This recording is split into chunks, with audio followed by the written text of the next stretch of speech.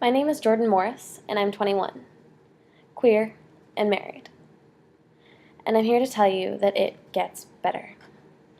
I struggled for a long time with myself, trying to figure out who I was and what to call myself. We live in a world so defined by labels that telling someone that you don't fit in one of those causes them to choose one for you. I'm attracted to all sorts of people. Men, women, trans people, people who don't identify with a gender, and everyone in between.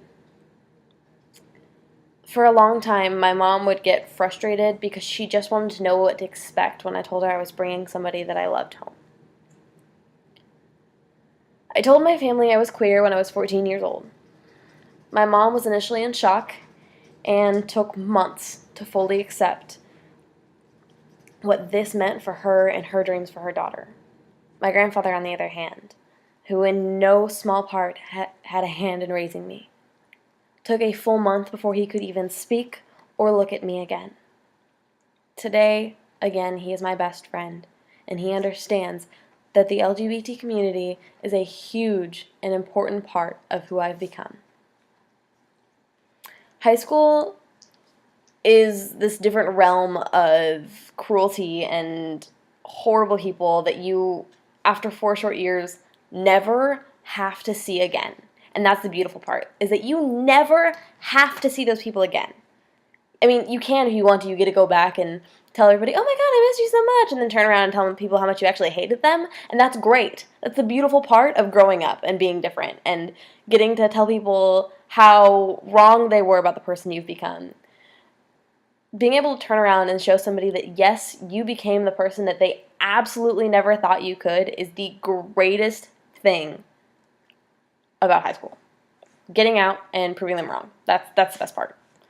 But I've been there.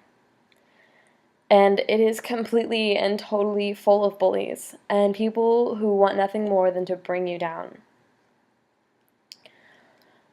I've heard every slur that there is for the LGBT community thrown at me.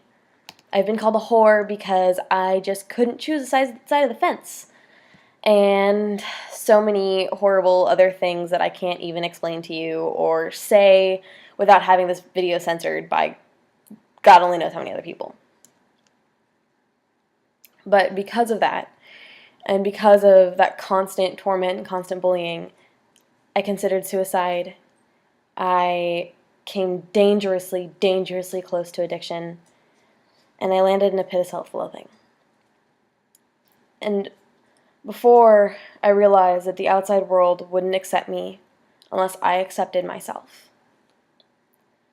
And that's hard. That's really hard to take everything that you've ever imagined for yourself and everything that you've ever wanted to become and reevaluate it. To tell the church that you love so dearly, the church that you fought and worked with and lived in, that you aren't exactly the person that they think you are. To have multiple churches tell me that I'm going to hell and I'm not good enough for them. Well, I'll tell you what. There are over 6,000 churches out there, all just waiting for you to walk in the door. And that's just in North America. They're waiting for you. And they're waiting for you to tell you that not only do they love you, does the LGBT community love you, but God loves you. And that took a long time for me to hear. As a Christian, as somebody who has totally and completely been involved in church their whole lives, that took a really long time for me to accept and to breathe in and understand that no matter who I was or who I became, that was okay. So, accepting that part of my world, first step, wonderful step, great step. Accept who you are and everything else falls into place. Usually. And it took a long time before my mom caught up and started encouraging me to go, and then she started coming to LGBT events to celebrate who I was and who my family was because of me, and that was really empowering and wonderful. And then later to be able to bring my then girlfriend in to my grandparents' house and have them sit down and offer her a dinner plate, and under no false pretenses, just love us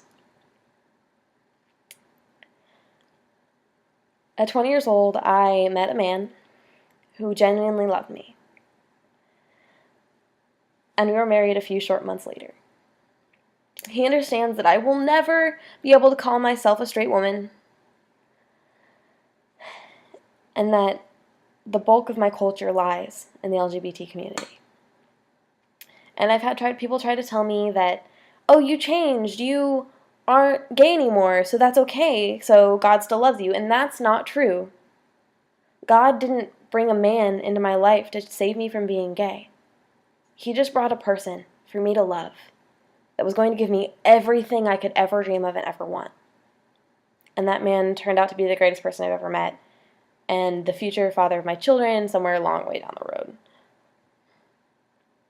But I'm here today because I found a community that loved me. I found a community and people who pulled me out of my darkest place